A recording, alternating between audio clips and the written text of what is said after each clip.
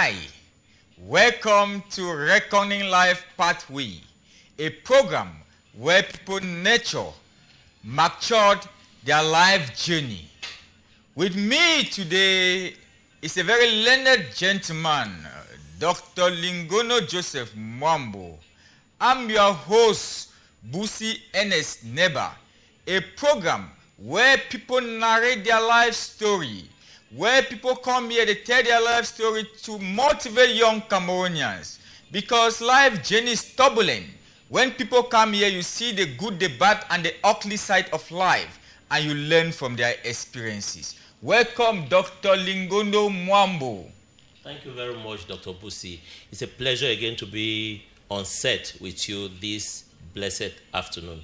I always count it a privilege if I come to a place like this because very few people want to have such an opportunity and they will not have it. So I'm so elated. I'm grateful. Thanks. That's good. You're welcome, Dr. Lingondo Mwambo. Thank you. In a few words, who is Dr. Lingondo Mwambo and where do you come from, sir?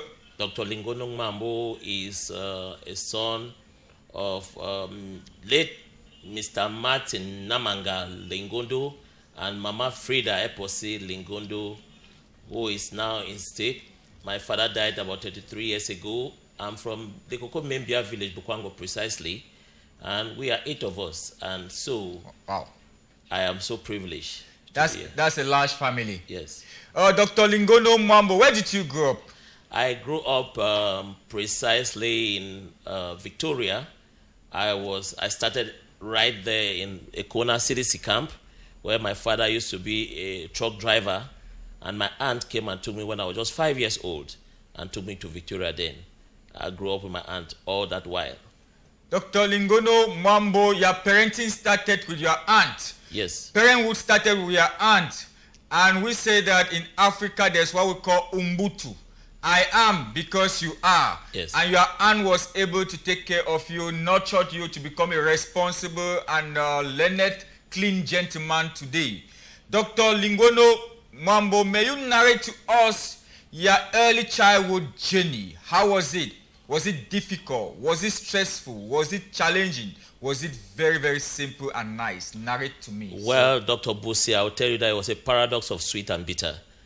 Sweet in the sense that I grew up with when I was just around 3-4, I was with my mother and my father then was working in CDC, and when things were pretty difficult, the difficulties, the challenge time, my aunt decided to come and take me out from Ekona, and she grew me up, took me right in Victoria where I grew up as a young boy.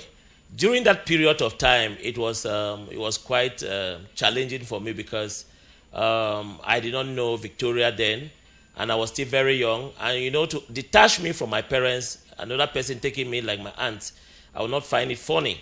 So my aunt had to nurture me, took care of me, carried me behind her back, took me to school. I mean, it was quite exciting. We will come there. We are going to reach there soon, Dr. Lingondo Mwambo. Yes. You said you were 8 of you in your house. Yes. So what happened that your aunt chose just you to nurture you? Well, I want to say it's destiny, Dr. Busi. I think I'm a loved one. In fact, they were calling, my mother was called Mami Jo. My name is Joseph. And from that appellation, everybody just loved me. I was that kind of a loved young man who everybody wanted to stay with me. And that's how my aunt took me away from the others. In fact, my immediate follower too was taken. But I think the attention was mostly paid for me, especially because she saw in me a fine gentleman, a fine young boy who grew up to be a gentleman. Exactly. May you in few words also narrate to us some of the critical milestones, some of the sensitive periods in your life? As a young man, I grew up. I had a lot of challenges, I would say. It did not really go well with me when it comes to academics. At one time, it was pretty difficult when I finished my O-levels.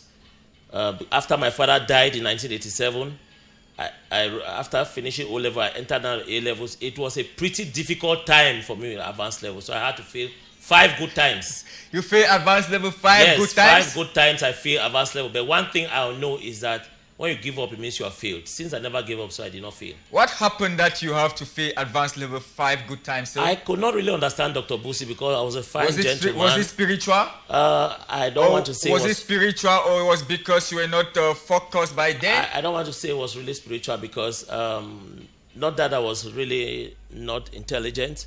I would teach my peers. All of us will go and write the exam. They'll pass and they'll leave me. But maybe destiny made it that way so that I'll have a story to tell today. And you never gave up? I said, if you give up in life, it means you have failed. So I never gave up. That means you build your agentic spirit. You build your resilient spirit in childhood because you were the captain of your life. Meaning that the time you failed advanced level 5 times, you never gave up. That built in you the energy, the push factor to motivate you to become who you are. In few seconds, sir, few minutes, sir, narrate to us your primary school life. How it started and how it ended too. It was quite challenging, as I said. Detached from my parents, taken out by my aunts, I did not find it funny. I went to Presbyterian primary school, Presbyterian boys primary school in Town Beach, where during those early days in the 70s, I left there just from class 1. I moved to class 2, Cali School Newtown. That's they were calling it Roman Cali School Newtown, where it was my alma mater from class 2 right up to class 7. Then it was class 7. But I had one teacher there called Mr. I. Gregory, who was a veritable gentleman who made sure that at least he instilled the pedagogy in you to ensure that you succeed in your life. If you don't do an assignment, Mr. I. Gregory will flog you 24 strokes on your buttocks. And he will not allow any student to come or people to come dirty in class. One lesson did you learn from your primary school teachers? I learned that they were so resilient, they were disciplined, they were focused, and they were very intelligent. I remember Mr. Bean. Mr. Bean is in America now. He taught me in class 7. He loved me a lot because I was one of the finest gentle boy in the class. Not a man at the fine in terms of what? Fine in terms of cleanliness, discipline, and intelligence. I came third in that class. Okay, Dr. Lingondo Mwambo, your neighborhood, how was it? Was your childhood neighborhood, was it conducive? Was it enabling for positive learning? Were there any group dynamics? Were there any peer pressure? Did it affect you positively or negatively? Of course, as a young gentleman who was growing, I was always indoors because my aunt was a disciplinarian. She will not allow us to intermingle with the other children. I dare remember that at that time we were in cassava farm where children would play around the dust, but it was difficult for me. I think I never had a really childhood friend we should grow up because we're always confined in our abode. And my aunt, who was a very good disciplinarian, the one time I struggled to peep and rushed and went out to play, I received a serious knock on my head that even gave me bleeding, but it was a discipline because after that I sat up. Dr. Lingondo, there's this psychology called SEPEL. SEPEL says people develop social intelligence. Yes. There's this psychologist called Howard Gardner. He says people have multiple intelligence. Yes. People have interpersonal intelligence, how to relate in society and make meaning about their life. Yes. And I want to ask you, you were so confined, and today you have that social skills. And in your early days, these skills were lacking because you were really confined. Yeah. How did you develop social skills that has helped you nurture and mature your life? In my secondary school life, it was pretty beautiful because I had a friend who is of blessed memory, Chillen and Fidelis. I remember that was the only friend I had, and because we're so interacted together, we were so intertwined together. At times, we'll even steal the father's bike and we'll go and watch Cinema Revolu in Victoria at that time. So it exposed me at that time to get in contact with some boys and girls and know exactly what social life is all about, especially in my secondary school days. But in my primary school days, I was confined, as I rightly said. In the secondary school days, a Chillen and a Fidelis, that I said is of blessed memory, we bonded together, and there were a lot of things we did together which exposed us to, as a young man, you want to get a girlfriend, you want to go around to watch cinema, you want to go around the beach. As a young man, yes, you want to get a girlfriend. Yes. At your tender age, there's a psychologist called Eric Harrison. Yes. There's a psychologist called Stanley Hall. Yes. Stanley Hall says that adolescence is a period of storm and stress. And you know that period of navigation where you want to explore the world, there are negative ills. Getting girlfriends at your childhood age was detrimental for your positive growth.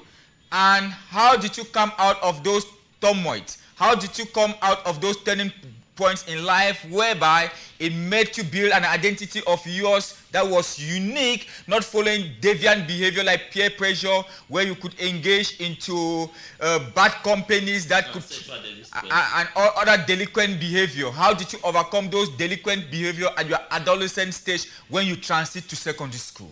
Yeah, I want to say clean and clear here that in my primary school days I never had any girlfriend.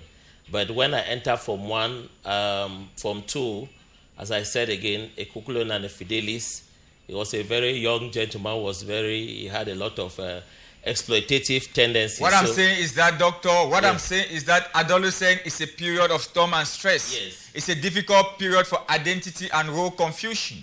I want to ask you in few seconds, in few minutes, how did you overcome bad companies in your early days? I think my grandmother helped a lot because she was a disciplinarian. When she realizes that I was about to go astray, she did everything possible to make me to toe the line. So there were days that if I go out and I come back very late in the night, I'll receive some flogging, and I might not even sleep in the house. So it kind of reshaped my life so much so that I never had terrible friends. I was afraid because of her, and I think it helped me a lot. Okay, in few seconds, in few minutes, look at the camera. Advise Cameroonian youths, especially adolescents, that with agentic skills, with resilient skills, so that they can bounce back to life difficulties, so that they will not engage in deviant behavior. You know that we find our times in difficult moments in our country, in critical moments where we have a lot of IDPs who are youths. Yes. And there's a lot of psychological violence, there's a lot of sexual violence among the youth. So what advice do you have for our youth to overcome these difficult periods in their lives so that they can become responsible citizens like you? I will want to adjure the young people out there who are students that they should be very careful. Not only students, IDPs and so on. IDPs, students, young children who are still growing in primary school, even those who have finished post-primary, post-secondary. I want to tell you that if you must go far in life, you must be focused and you must be careful with your peers. If you have bad company corrupt good manner, good character, disease from such because you go nowhere. I think one of the things that helped me immediately after my post-secondary school was the fact that I started relating with very intelligent young people around me and guys who had focus. That really helped me to become what I am today. And so I will advise you, if you must go far in life, run away from bad company.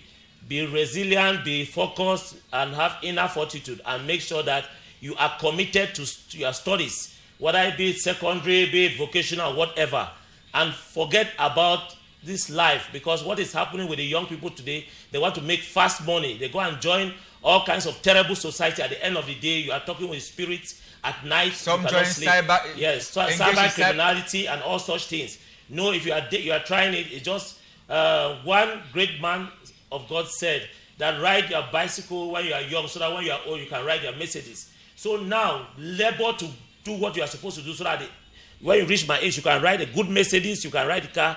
Don't struggle to ride Mercedes now by going to use all kinds of dubious acts, taking all kinds of terrible behavior, talking with spirits in the night, joining occultic society to make money. You will crash if you don't change.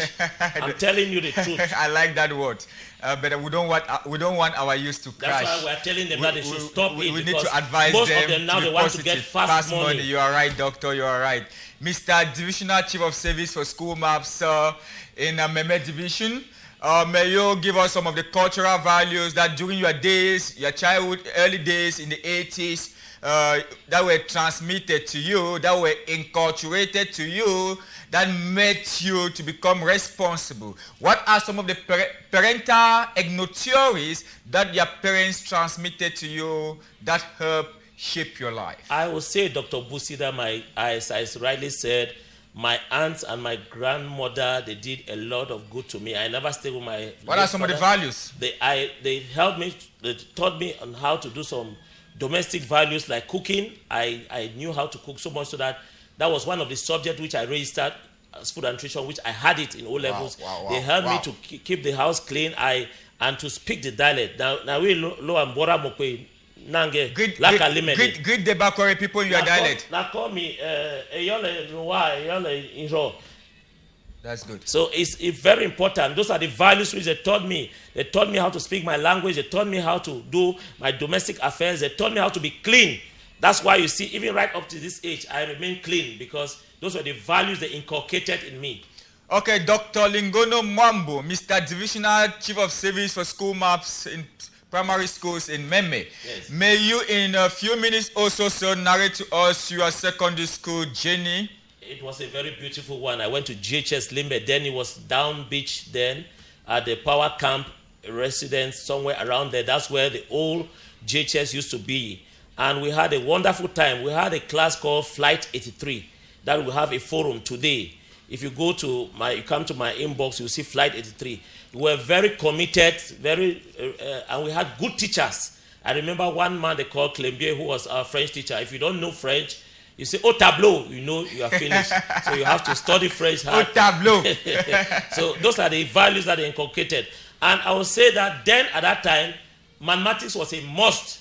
We had Madame Defang, who was teaching us mathematics. So it forced me to, I had a queue of mathematics, a foundation of mathematics. Even though I was not a math student, I was a literature as an art student. Exactly. What were some of your best subjects in secondary school? I loved literature, English language, English literature, history, economics, and philosophy. And at my O levels, those were the papers which I had.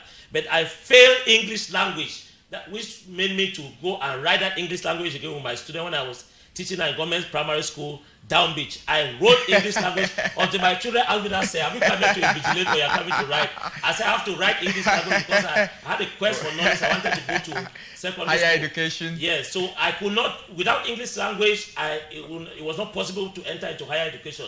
So I sat with my class, my children That's in class. Humility. That's humility. I wrote English language and I got it. I really want to appreciate your skills. I really want to appreciate your humility. I really want to appreciate your loyalty, because those are some of the critical valor that takes us to higher height, humility. Thank you very much. And you're a doctor today by humility. And I want to say that let's be humble in life to achieve our life goal. He was a primary school teacher. He sat in the same class with his own pupils, and they wrote the ordinary level. And today he's a university graduate. Congratulations for your PhD, Dr. Lingondo Mwambo. Thank you very much. I'm very glad to see that you are a doctor today, from a primary school teacher to a doctor. That is a force to reckon with. So congratulations once more. So who were your models in secondary school, sir? Oh, I had some wonderful teachers who role modeled me during my secondary school days. One of them was Pa Akame, a good English literature teacher who is of blessed memory. Madame Deep Chop,